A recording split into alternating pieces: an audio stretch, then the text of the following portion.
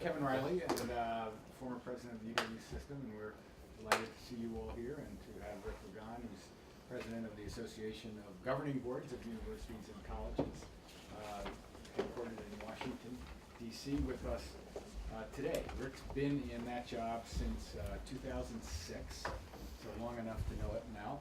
Before that, you were the executive VP for how long? 6 years. 6 years. So a lot of time in working with boards. Under Rick's leadership, several AGB policy statements have been issued carrying the imprimatur of the association's board of directors, and these have all addressed the heightened expectations around issues of board performance and engagement and their fiduciary responsibilities. Rick is somebody who's frequently invited to address meetings of national higher education associations, to testify on behalf of the country's unique form, which it is, of citizen governance. He's led over 100 retreats for boards of public and private institutions, as well as institutionally related foundations. His expertise working across public and independent higher education with governing bodies, both campus boards and system boards like the one we have here, and boards of public institution-related foundations extends over 35 years. Rick was really instrumental in shaping AGB's initiatives in working with boards of public institution-related foundations, and served as the editor of AGB's monograph, Margin of Excellence, the New Work of Higher Education Foundations. So in my class that starts at 1:30, we'll talk a little bit more about that. And one of the things that's been going on recently in higher education is the proliferation of related entities, and we have a number of them here at UW-Madison that carry the university's brand and are created to help it do its job, and sometimes things can get off track between and among those and the governing board. So that's a very interesting and timely topic. During his tenure, AGB's led on issues related to institutional cost, educational quality oversight, and board leadership. Right now, or recently at least, Rick's been working hard on the issue of intercollegiate athletics, an issue that AGB has paid special attention to. Focusing on Syracuse today. You're looking very buff, by the way. Rick's a graduate of George Washington University, from which he also holds an MPA degree, and he serves on the governing boards of Spelman College, which we were just talking about, and the American University of Iraq. He previously served on the governing boards of Virginia State and the University of Charleston in West Virginia. He received an honorary degree and a doctorate of law from the University of Charleston in 2007. So Rick practices what he preaches. He doesn't just talk about how boards should operate. He's actually been a board member himself. And I'd say in his 9 years as president of AGB, he's built the association into a really strong force and voice for good, and working not only with boards, but with the presidents and chancellors the boards hire, and with the government entities of a variety of different kinds that boards need to interact with, public and private boards, increasingly, if they're going to be successful. So I'm going to turn it over to him, but before I do that, I wanted to acknowledge that we have with us also former Regent Board President and current Regent, Chuck Pruitt, who is on Rick's board. So this is the sort of uber board that oversees the association that's about boards. So we're very pleased to have Chuck here, and Chuck's going to come to my class too, and we'll have a very interesting class. And Lexi Wallace, who's one of the students here, is going to be talking about the sweet spot between negligence and overreach. Wait, there's a sweet spot? There's a fine line. So with that, Rick, I'll turn it over to you. Thanks, Kevin. I actually came from DC this morning, mostly to hear Lexi's presentation. So don't mess up. Do you have PowerPoints? I do. Lexi. Yeah. Moving parts. I was invited to give a presentation not too long ago, which is why I resist it now like a plague.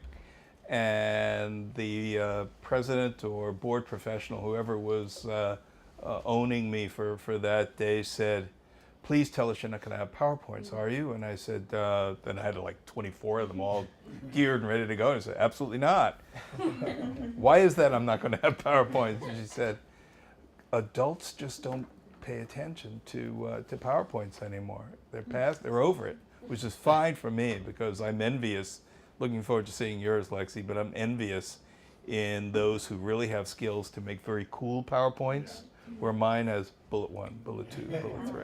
Well, it was on the syllabus, so I didn't have a choice. I'll cover for you. I'll applaud either way. Anyway, I was really pleased by the invitation, Jason, to add this session into my visit to Kevin's class with one of my supervisors, Chuck, who I admire a lot for his leadership, as I do Kevin's of the university. And so it's an honor to be here. And I hope what we can do is just have an informal conversation, because that looks like the nature of things. I have notes, but that's just to touch on things and to my crib sheet if you ask me something I really don't know.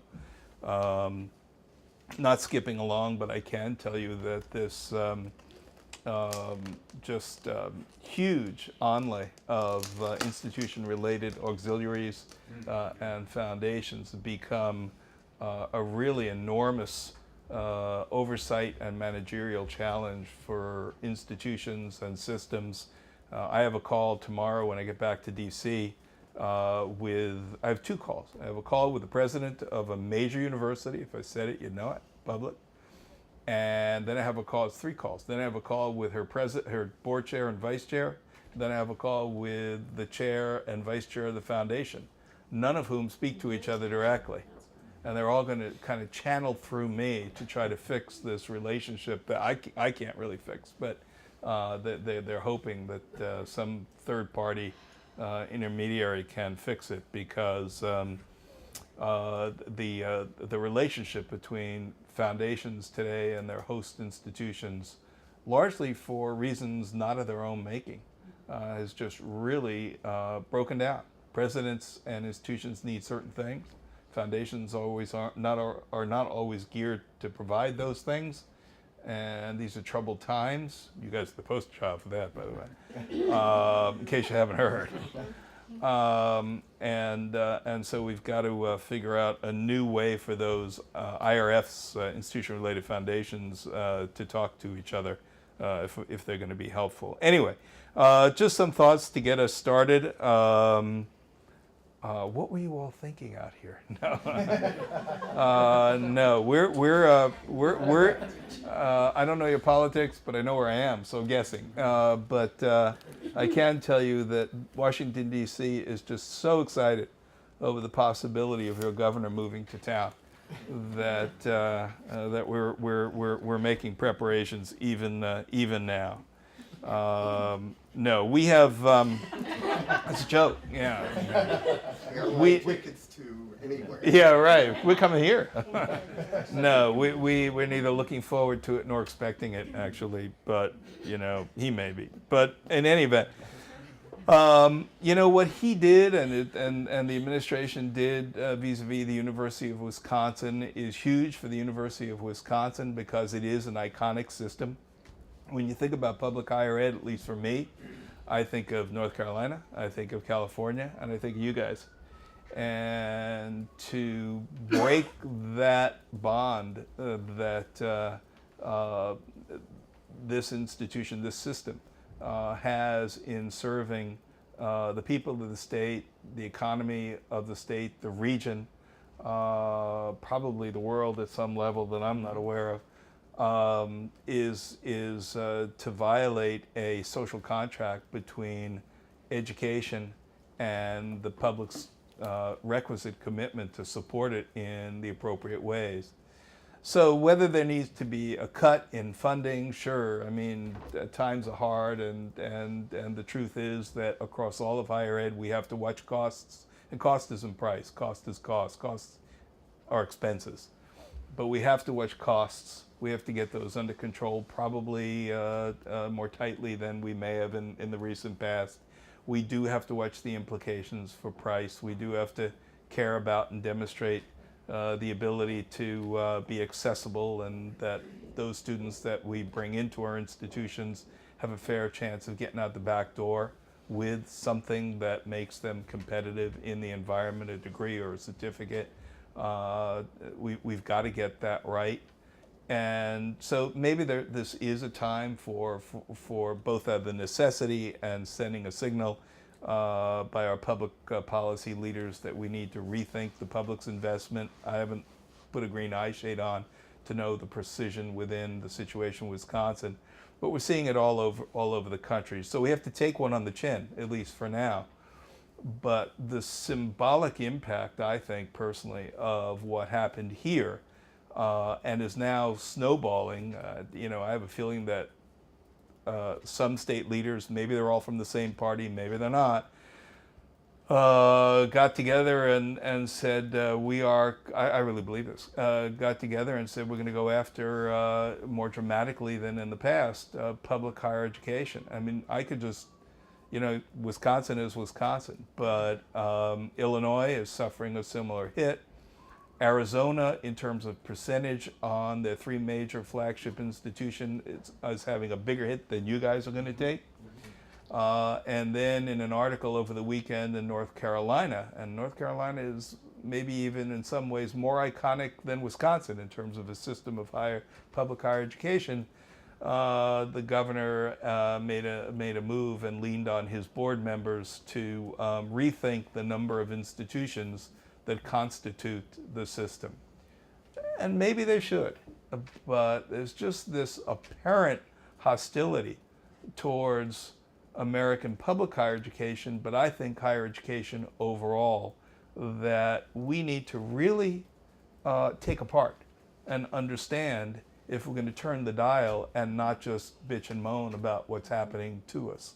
We need to know why is it happening, where are the points of validity, and who can begin to turn that dial to enable us to consider carefully and openly and totally transparently, with good and able leadership and advocacy, what is our purpose and how do we hit or meet that purpose, notwithstanding the challenges that we're facing. Some real practical challenges, as I said, on the economy within which our respective states are perhaps dealing, but also the expectation of the public and policy leaders and corporate leaders about what we do and how we do it. We have lost, most of the presentations I've been giving, a lot of people don't like it, but we have lost our ability to tell our own story. And if you can't tell your story, I figured this out a couple of years ago. I was at this holiday party at the then chancellor, maybe in Britt Kerwin, I don't remember, but at the chancellor's home of the University of Maryland system, another wonderful system. And I ran into a state legislator, and I knew before being introduced that this guy was a state legislator. 11 years old, and that was not a joke, you just answered. I'm the one who was tired. I got up before I am to come here. In any event, he looked just wet behind his ears, just kind of flopping around and asserting, but also ruffling his feathers. I am a legislator, why aren't you all talking to me? So I went and I talked to him, and at that time, Maryland was not quite like you guys, but was taking it on the chin in terms of the then governor's budget related to support the system. And I went to this guy and I said, what are you doing? Where'd you graduate? Well, I graduated University of Maryland, he said. I said, okay, check that one off. I said, notwithstanding that, what kind of public policy initiative is it to actively disinvest in the state's most precious resource? And to ultimately, maybe not right now, and maybe not in your current term, but ultimately tie one hand of the state of Maryland's capacity to compete behind its back. Why would you do that? And he said, no one really tells us the story. He said, the only people we hear from are those who are, in essence, attacking what we do, the quality of what we do, the results of what is done, and the cost related to getting it done, even though what is being done isn't what we need. And he said, if that's all you hear and you're a policy leader, you're going to vote no, in essence. And you know what Britt did after that?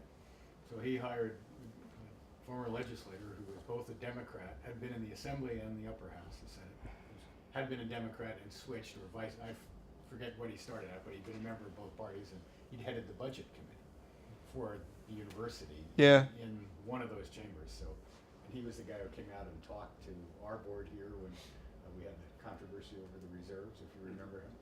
So I think the story started to get told a little better. It got told a little better, and Britt was smart. He cut a deal with the state.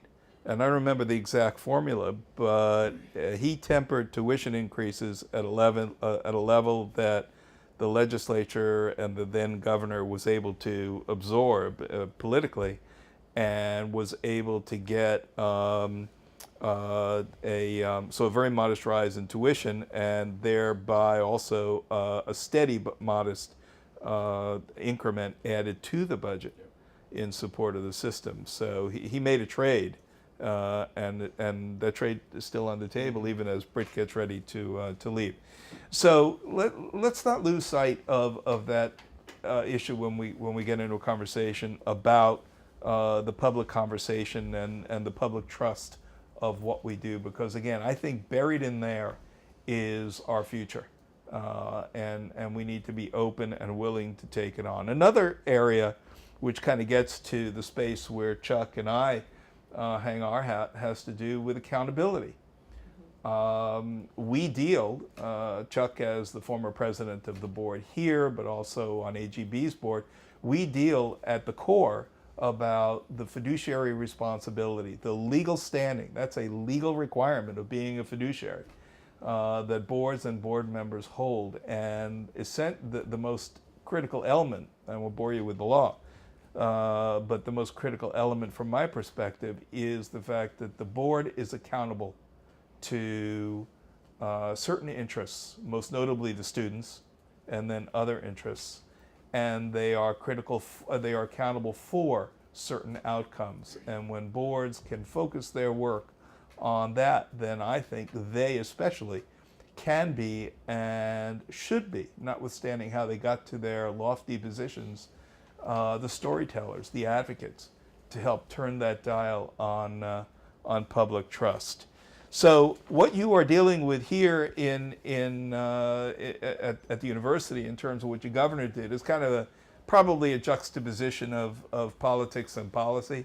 So, probably partly right, but also a grandstand move on the part of your governor, who probably, as we said, jokingly wants to be noticed and do other things, and certainly has been noticed, that and a few other things.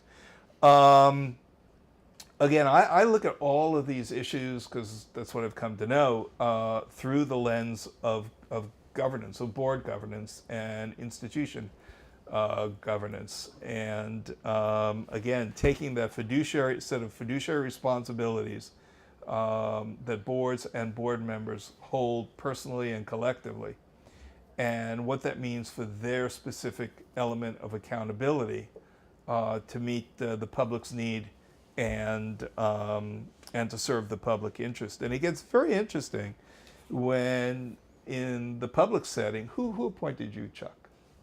Jim Doyle. Jim Doyle, the governor. And I've been on a public board as well. And in most states, those of us who serve on or served on a public governing board were appointed by a governor. Some states you get appointed and then you have to sit at the legislature and be vetted. In some states, the governor just does it, and there's a cursory review, and then bingo bango, you're a regent or a trustee, or in the state of Virginia, you're a visitor. Thomas Jefferson got it right. He came up with that, and when he established the University of Virginia, and he knew he needed this concept of an independent board, as a reminder to the board and the board members that their job was not the job of running the place. He designated all of us as visitors. Now, the history has demonstrated that some of our visitors like to hang out for a while, but the idea, the spirit of that, and the ghost of Jefferson remains. So I look at these challenges and questions through the lens of board governance, and we have been doing governance essentially the same way for over 350 years. We've changed the models of our institutions. So 350 years ago, we didn't have a system, a huge system for public institutions. We didn't have community colleges. I don't think we even had research institutions. We mostly had colonial colleges. This is pre-Constitutional Convention. We had colonial colleges. Colonial defines where they were. And most of them turned out members of the clergy, and they were all guys, but they all had boards. They all had voluntary boards. And I submit to you that if those boards could somehow be beamed forward and be instantly brought back to life and put in the boardroom of many of the institutions today, they'd have the same agenda that they had back then. Just the date would change. So it would go from 1676 to 2015. But the items on that agenda and the way they would have the conversations would be essentially the same. And that is a level of, and this doesn't apply to all boards, but more a level of audience than leader, more a level of passivity than engagement, more a level of silo structure where boards are defaulted into being overseers of management as opposed to strategic leaders just by virtue of how the boards are structured. If you look at a board and you look at their committees, it looks like the departments that report to the CEO of the institution. And then the presidents say, well, I don't want my board micromanaging. Well, you got a board that does nothing other than be invited to micromanage. Give the board a chance to actually do things that matter, and let's break out of a 350-year-old model that today needs to be changed. So about a year and a half or so ago, with the support of the AGB board, support of several foundations, and the support of just money we set aside, we launched what became a year-long serious look, a lifting of the hood about whether or not our structure of board governance is suitable to address the challenges of the 21st century. If in fact we've been doing it for the same way for 350 years and no one's ever really lifted the hood, let's at least look to see what's under there. I'm going to Cuba in a couple of months, and somebody said, why are you really going? And I give them two reasons. One, I want to get there before Kentucky Fried Chicken, and the other is that my 1955 Chevy needs an alternator, and I don't know where else to go. So if you look under the hood, you'll know what you got. So under the leadership of the former governor of Tennessee, Phil Bredesen, and a total of 26 folks who met a lot of places and a lot of times during a 13-month period, I actually thought this was going to be a heck of a lot easier than it turned out to be. You know, it's interesting. Good people that you get to know, and I know this is on camera, but I've said it publicly, it's fine, have a very hard time looking out the window and seeing the future and leaving their own affiliations and understandings and backgrounds and jobs behind. The people are representatives. They represent what they know, and so that was a bit of a surprise to me. I thought we had these 26 people who would throw the ball down the field, and hopefully someone would be down there to catch it. And whatever we caught, we'd write it, and we'd say that's the future of governance. The hardest part was to get people to run down the field. And ultimately, we got close. But we came out, keep in mind what the question was. The question was, does a 350-year-old system work for the 21st century? And the answer is two parts. One, this system, as crazy as it is, as unhappy as sometimes we are because the governor appoints people who we may not be happy with, or some of the folks don't quite get what their job is. Don't forget, we've got 50,000 men and women who do this voluntary work, public and private institutions. So it's uneven across all of higher ed. Notwithstanding that, this is still the coolest system to oversee higher ed anywhere in the world. And I've been on every single continent looking at this subject over my years at AGB. And it was Winston Churchill who said that the absolute worst form of government is democracy, except for all the others. And I think when you look at our model of higher education governance, you come to the same response, that this isn't great and this isn't easy. Clearly it's not perfect, But it's better than the alternative, and the alternative around the world is the equivalent of a ministry. A national ministry, a regional ministry. I was talking to this fellow one time who came to my office. He had something to do with the Hungarian Ministry of Education. They have Hungary's only this big on the map, by the way. They have 106 colleges in Hungary, one for everybody. And I said, who selects the presidents of all these institutions? He said, I do. I said, 106? What else do you do? That's what ministries do, that and everything else in terms of decision making, and that's a crummy system. So while our system is designed to be, doesn't always work, designed to be autonomous and dependent upon independence, and that's a big word. It's not only independence from oversight, it's also independence of the mind. We need people who, once they wind up on these boards, recognize that while on the public side, a governor may have appointed me, once there, it's my expertise, it's my judgment, it's my recognition of what this job is about, and I'll do it well. And that doesn't work everywhere. But that system, the commission came down and said, that's worth protecting, that concept of autonomy and independence. But what has to change is how we do that system, because the other answer to the question is, we're not doing it the way it needs to be done for the 21st century. The challenges that we have faced this early into just 15 years into this century are so tectonic in terms of shifting all of the expectations and the realities and the finances, and MOOC is only, what now, 3 years old as a term, right? And now, you don't even hear it that much anymore. But from technology to I lost a word, from technology to students as customers, swirling among institutions and degrees, expectations of faculty, changing nature of faculty, the changing nature of the public sentiment about higher education, the commitment to this as the most essential resource.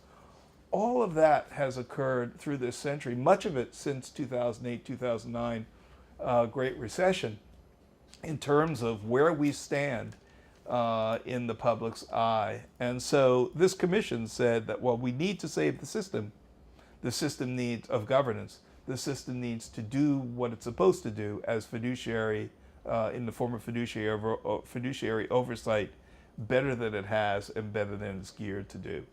And so one of the readings I know, right, Kevin, was this report called Consequential Boards. If you care about boards, or even curious about boards, read it. It's a quick read. It doesn't read like a novel, but it does link board governance, not to our AGB's traditional, here are the 10 things a board needs to know about its work. It puts governance into the context of the story of higher ed. The story of higher ed today is, as we said at the start, it's justifying or elevating the value proposition of higher ed to the public and the public's needs. Governance needs to be supportive of that. So we need to rethink how boards are structured. We need to rethink the work of the board. We need to rethink the engagement of the board. We need not to be afraid of looking at board governance as leadership, not management, but leadership, as distinct from just disperse the football tickets and life will be good, and give a lot of money. It is time for boards to step up, because in many ways they are the last remaining opportunity, I think, to connect the institution or the system to the general public. They are the folks from the general public. You may not like all of them, and they may not all see things as we would like for them to see them, but they can be the starting point to be those storytellers to turn the dial on higher ed.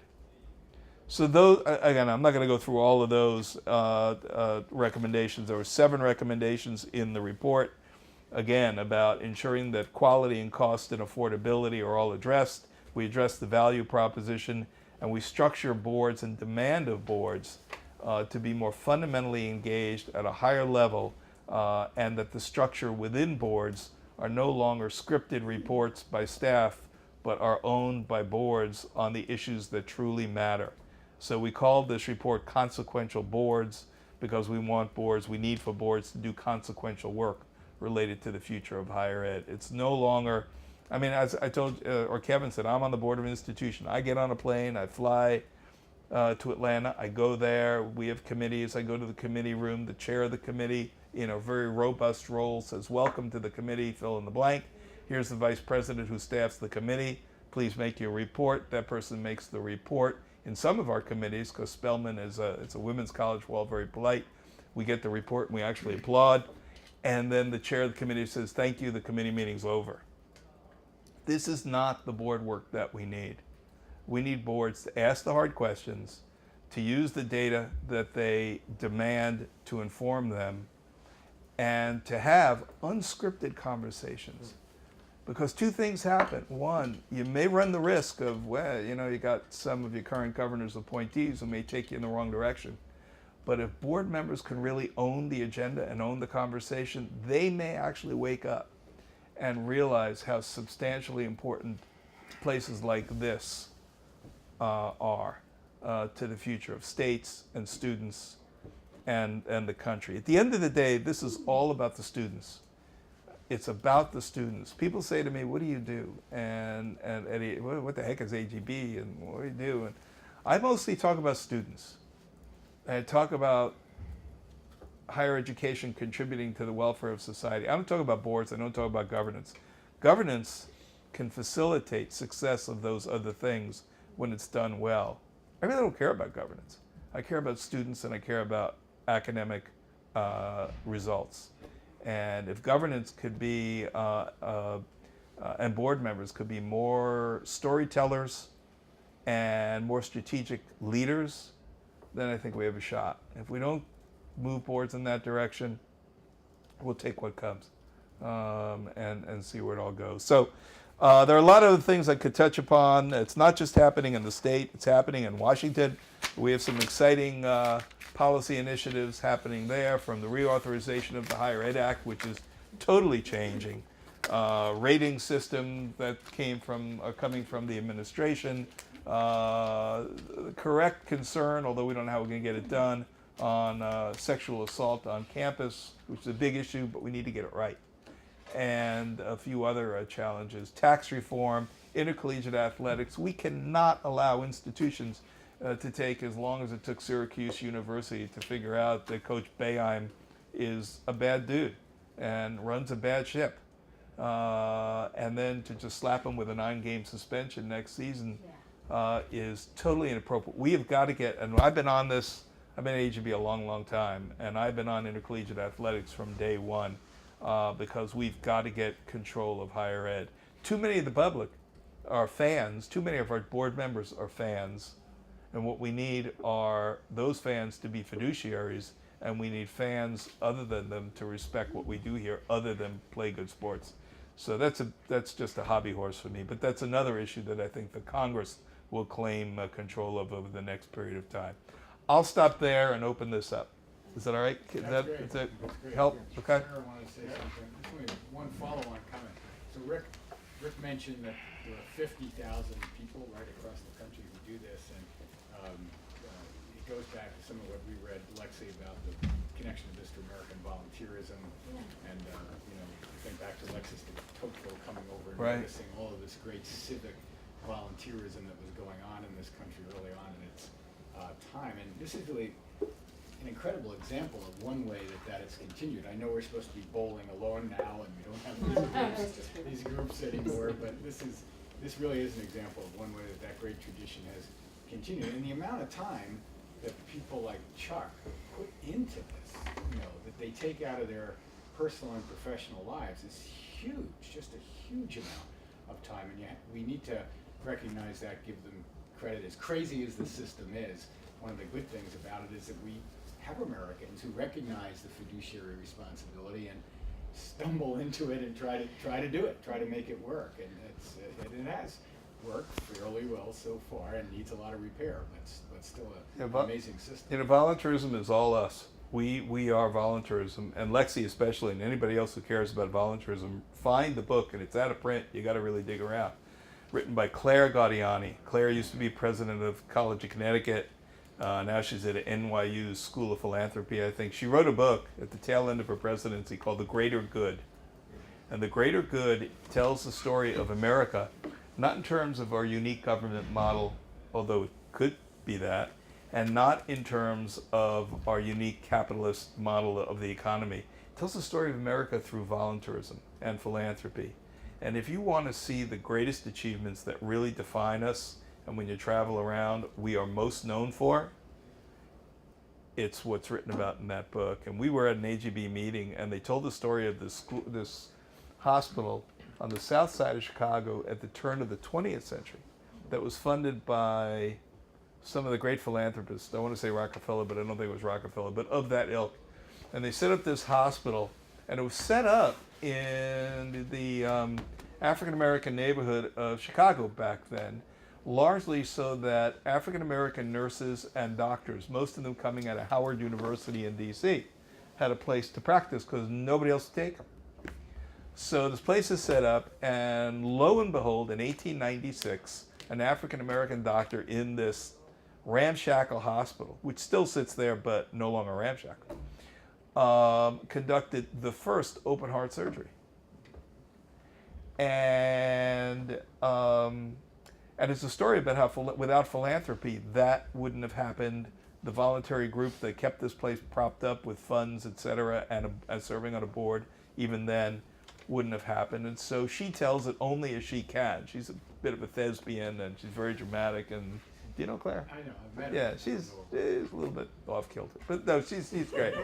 She wrote a great book, but she hops around the stage, and I don't know, it's a little bit silly. But anyway, so she's telling this story about this hospital, and I'd read the book; it's in there. And a guy in the back of this room of the meeting of foundation leaders, public foundation leaders, Kate Assam, who at that point was leading the foundation at Chicago State, which is an always troubled HBCU public institution. I don't know how they hang on, but they do it. He raised his hand, and he got up, and he told a story. And only as Kate can, equally as well as Claire. And he told us a very emotional story. And the crescendo moment of the story was that he currently sits on the board of that hospital. Well, oh my God, people start blubbering and all this stuff in the room.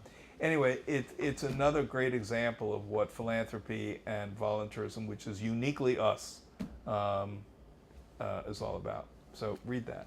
Yes, sir. Well, Sarah, actually, our senior scholars. Senior scholars Yeah, first. Sarah's asked us to speak for a few minutes. I think that'd be. I'm gonna say very little. I thought this was wonderful. I'm glad that you're here. It's a really phenomenal timing. You know, I don't think it's all a coincidence. I never think that. Scott called me. Right now. Yeah, sure, Scott called you. So I thought what was most interesting about some of your comments, you know, one of the things that I've been struck by, and I do a lot more work with the boards of the community colleges and the ACCT, the community college trustees, and have gotten to spend time with the presidents, but also the trustees, and I find that fascinating.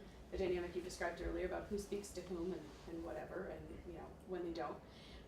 But I thought, you know, in your praise of what we have and how it's, you know, certainly, I think, you know, point taken, better than what's currently out there.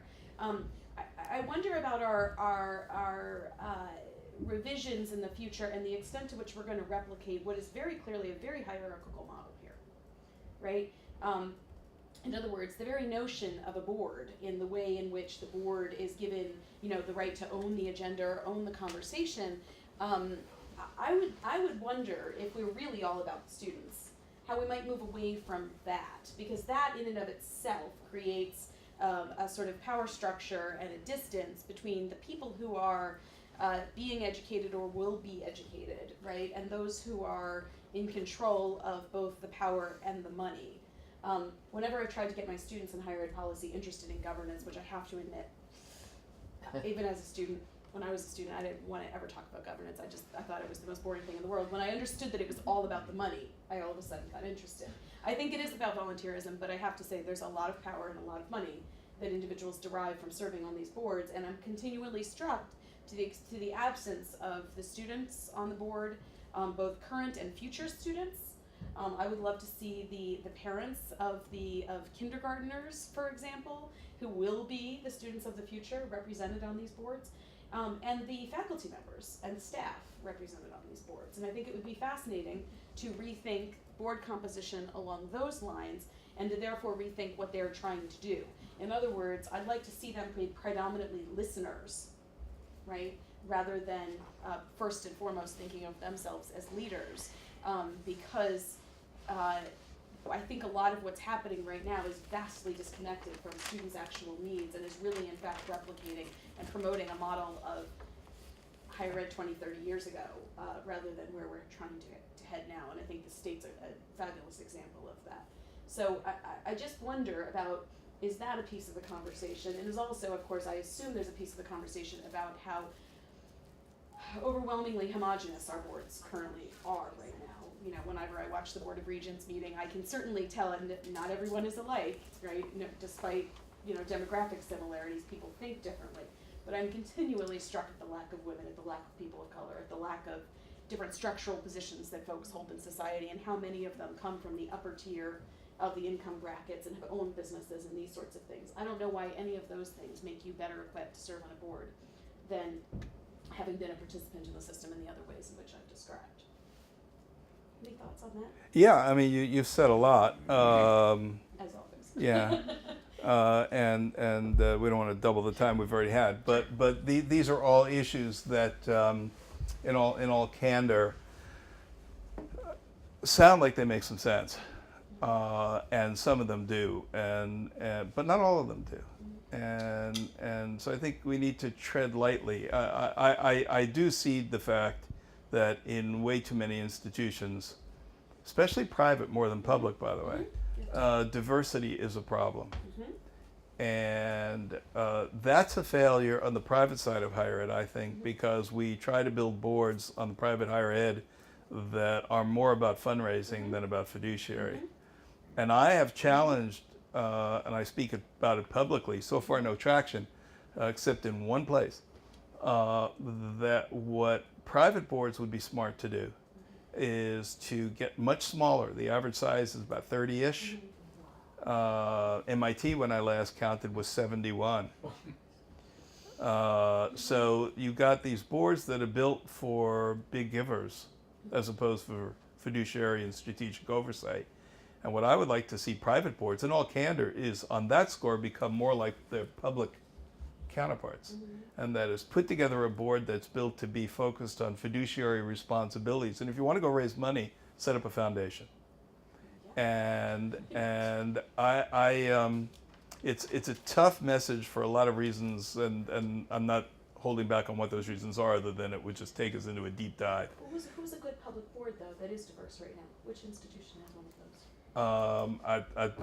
Not that I can name names, but I can tell you that our own profile of board service says that where diversity is increasing, it's in the public side of higher ed. And just recently in Wisconsin, when Chuck first came on the board, about a third appointed by Governor Doyle were African American or Hispanic. Right. We have added in recent years a second student on the board, and those students get paid attention to. I mean, they're taken seriously. They really are. And for instance, in the searches for chancellors, the big ones, like the recent one we did here, there was a student on the select committee for that search. And there are some models where faculty and staff. There are. We haven't had I'm not a big fan of it, I got to tell you, Sarah. You think that you need to think carefully about what the job of a board is. One of the things you alluded to was that people on boards are benefiting personally. That's a traditional view of active faculty members. I speak regularly at the AAUP meetings on governance, and I can't tell you the number of times where faculty leaders have stood up and said, Rick, the only reason that people serve on boards is so that they can sit next to each other and cut private deals and benefit. You know, go find them and catalog that. And the truth is, with that, if in fact that occurs, one, it's illegal. Two, there are conflict of interest policies, and institutions just need to adhere to the strongest clearing standard of what we call a compelling benefit before they tolerate that. So that just can't be accepted. I'm not saying it may not happen, but it can't be allowed. Diversity also isn't just racial and ethnic. You know, one of the problems we've had is gender, and that's a problem as well. But where the greatest moves on all of this is in fact happening is in public higher ed, and private higher ed is lagging for the reasons I just said. In terms of students and staff and faculty, there are innumerable, although the percentages are de minimis, examples of institutions where I'm on the Spelman board. We have a voting student member, a voting faculty member. We don't have a voting staff member, although we have a rep. But to the extent that this system works best, as I said, when board members are independent, by definition, a student and a staff member and a faculty member cannot be constituted to be independent very easily in making the kinds of decisions that boards need to make. And so boards that have them are frequently sending them down the hall while the issues that in fact might matter to them are being discussed. So Sure, I understand. I just want to point out though that what usually happens to resolve such problems is that it's a student or faculty member at another institution. so that was where I was going. They understand that. I right? couldn't agree more. You and I are Sure, in sync on that. I think that institutions make a huge mistake not to bring folks with academic experience, if they be students, or I like faculty to do that, from other institutions to sit at the table. That adds some substantial value. So we're saying the same thing. Yeah. Oh no, this gentleman first. Then we'll go to you. Hi, Good question. I'm an emeritus faculty member in policy studies and sociology. Until Sarah uttered the word in the couplet, student and faculty, you had not mentioned faculty once in the discussion of governance.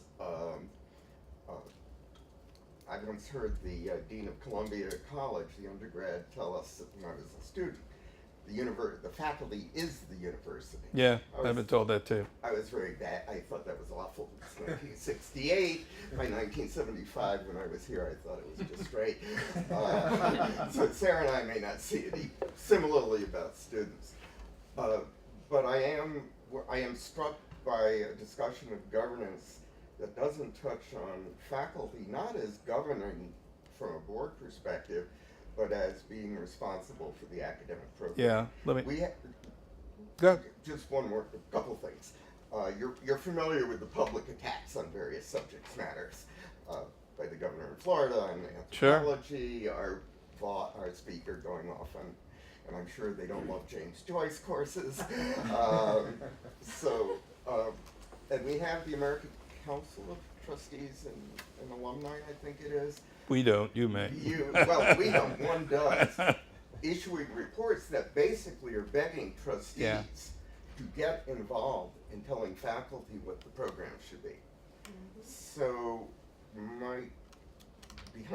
that's my motivation. The real question is whether a more activist board, a more fiduciary, is going to intrude on I was hoping someone would ask that question. Your first name again? Mike. Mike, thank you for doing that. First of all, not just to sound like I'm, sucking up, but there's nobody who I think runs an association in Washington, D.C., other than maybe AAUP, who is pro shared governance inclusive of faculty, than is me or our board and our organization. And let me tell you specifically what we have done and what we are going to continue to do. One, AAUP in 1966 wrote a statement called The Government, I never understood that, by the way, The Government of Higher Education. And it was pretty self-focused on faculty running the ship. And it kind of pushed boards out as kind of a second tier. And while AGB at the time, along with the American Council on Education and other higher ed association, recommended that it was good reading and folks should take it seriously, it was nothing that we actually endorsed. Fast forward about 12, 15 years ago, we came out with our own formal board statement on institutional governance, which recognized the fact several things. One, boards have got to recognize, my words, not the statements, how difficult it is to run these places without faculty. It's just very difficult. Secondly, that we needed to have a total respect for faculty running the academic side of the house, what's taught, who teaches, and when they teach, and to make decisions about quality and to ensure that quality is continually refreshed, renewed, and improved. What we have also been doing ever since then, and more aggressively in this report, Consequential Boards, one of the 7 recommendations, standing alone, is that we have got to hit a refresh button on shared governance, and that boards who have too long, often driven by presidents, to be not sufficiently engaged with faculty, notwithstanding whether they're on the board or not, but just the totality of recognition that faculty means something for these places and we need to respect them and engage them, that has to change. And it has to change for a number of reasons. One, we are in tough times across all of higher ed, and the changes that higher education is going to have to face, in some places are facing them head on, some of them are got their heads in the sand, but one way or another, every institution is going to have to take a look at its business model and maybe make some tough choices. Boards and administrators cannot do that alone. Faculty has got to have a seat at a table that'll look like this to be sufficiently engaged in strategic direction and business model of institutions. That's where we are. 2-3 years ago, Chuck was on our board at the time, we actually issued another statement on how boards should engage in oversight of the quality of education. It didn't say that boards should assume the responsibility that you and your colleagues appropriately hold, but it said that if boards are responsible for the mission of the institution, and the mission of the institution in one way or another has to do with education, that they need to be sure that what's happening here is of the highest quality, and to do that they need to be colleagues of the faculty and not resist it. And so I'm glad you raised it. ACTA has that's the other group, has a totally wacky perspective, and I know the leadership of ACTA. They hire a guy to look and read course catalogs and make a judgment about an overall grade as to the gen ed programs of your institution, and Harvard gets an F, and then God knows what Madison gets, who knows. But it's a joke, and they want boards to get in your face and tell you what to teach and when to teach it. The person doing that is a classicist. Yeah, we know. I know. Yeah, but he's a well-paid classicist, and with Olin money. In any event, I totally agree. And I write a column in our magazine. We put out a magazine called Trusteeship. Some of you may have heard of it. In the next column, it's all about this issue. It's all about recommendation number 5 or 4 or whatever of these 7 that basically say we better get serious about boards respecting what shared governance is about. Bill Bowen, former president of Princeton, just wrote a book on it. AGB just released a book on shared governance written by Steve Balls, the president of Augustana College. I take that I'm glad you asked the question, but I couldn't be more committed. Of all the things that we're trying to get done, one is to help boards recognize that this has got to be a collaborative partnership. It's not about shared governance. At the end of the day, the fiduciary has the ultimate authority, but it is about collaborative relationships in making tough choices. So I'm with you. Yes, ma'am. I'm Kathy Luker. I'm in the Office of Quality Improvement here on the Madison campus, and it does seem like the state and the country has lost the value proposition of higher education, and that it seems from what I hear across the campuses in Wisconsin that the leaders of the campuses are not being heard. So why is it that the Board of Regents here and other boards don't relay the value proposition to the state and the country? So the cost of a graduate, and then the value the graduate gets from the education and whatever employment they get, and the return of tax dollars to the state or the country. That's very concrete information that would be valuable. So I don't think that's being done, but what would it take to have that be done by boards? Yeah, I don't know. It's the right question, and it's what we are striving to do, not only in public higher education, but also in private higher education, because there isn't a private institution that isn't a public institution, in that all these students are getting public funding, et cetera. So we have a public system of higher education, and we need more voices. Why these folks are, I can only speculate, but we do need to figure it out quickly. Again, this report basically says that boards and board members have a moral and political need to demonstrate what that, one, to be sure there is value in what they're providing, and then two, to advocate on its behalf. Why they don't? I remember years ago I was sitting in an audience in a meeting in Richmond, and the Secretary of Education to Governor Jim Gilmore, another guy I wanted to move up the road to Washington, didn't work out for him either. But anyway, Gilmore, Secretary of Education, got up and said in public, we were talking about boards, and he said, Governor Gilmore has only one expectation of his appointees to the 15 boards of four-year institutions in the Commonwealth of Virginia, and that is to be his foot soldiers for his agenda. So if we do in fact have governors who are putting in front of their appointees when they meet with them or call them or vet them or whatever, in fact, I need you on that board to carry my water, then that's one reason. But I started, you'll recall at the beginning, by saying that, and I said this in front of Governor McDonald, soon to be known as 0015705. But anyway, Governor McDonald at a meeting in Richmond where I was asked to come and kind of kick around his new appointees to all these institutions, their boards. A guy got up and he said, Rick, he said, you know, the governor's right here, and this stuff you're telling us about being fiduciaries and being autonomous and independent, you know, the governor said, I have my agenda, you're there to carry my water, you don't be foot soldiers, you know, but that's why I'm there. I'm his guy, or I'm his lady, but I'm his. And I said, listen, I know the governor. I had no clue the governor would, but anyway, I said, I know the governor.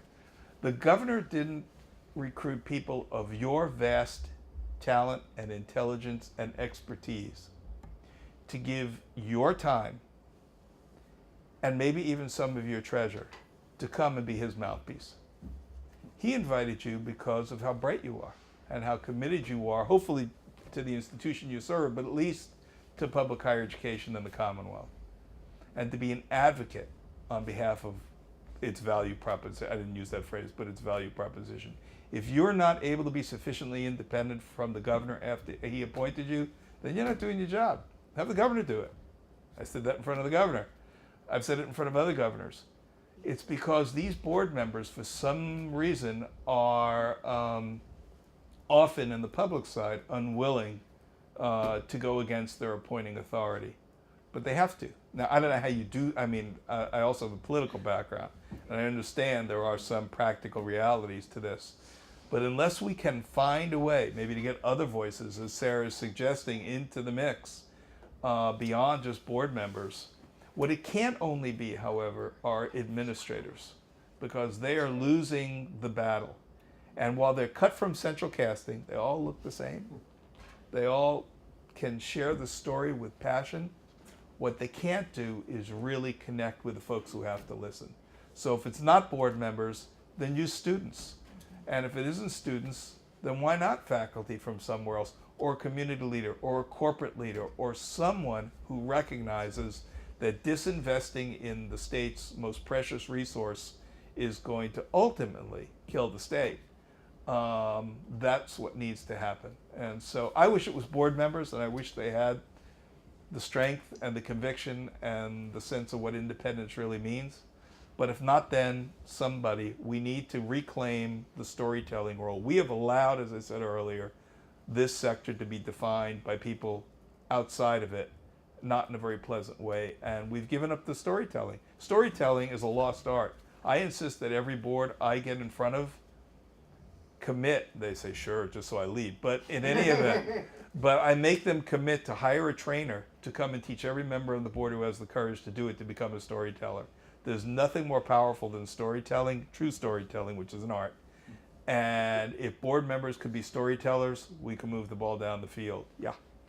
Yeah, you mentioned foundation should be left for fundraising money, deals should be left for country clubs. Maybe when you said a lot of the boards make deals. No, I said board members are accused of that. Club instead. Yeah, a few deals. Okay, but my main point, I think you got an advocate here in the Mayor Paul Soglin. He's getting all of the university towns in Wisconsin together, and he knows that this is the engine of growth in this state, and right here, and he also, and this is more Fortune 500 CEOs come from Wisconsin than any other university. So this is a world leader. There's no question about it. But if you look at the jobs, went to his economic summit, coming out of Dane County, just huge amount of jobs growth in this state, more than Milwaukee, far more than the rest of the state. And so ignoring that is idiocy. I mean, I totally agree. In fact, I'd love to get in on that meeting, because one of the things we're thinking of doing is mobilizing trustees who are of the willing to be part of that vote. I'm not going to worry about those who are too unwilling to speak, but across the country, we're looking to set up a network of trustees who, when we need advocacy either on the state level, or part of the reason we're doing it is on the national level, I'd love to tap into that. So if we can get connected, that'd be great. But that's exactly right. Thanks for sharing that story. Well, folks, I think we've gotten to the end of the storytelling. We left at 1:30, so I want to thank Rick. Wonderful. Thank you. You guys are great. Thank you. Thank you.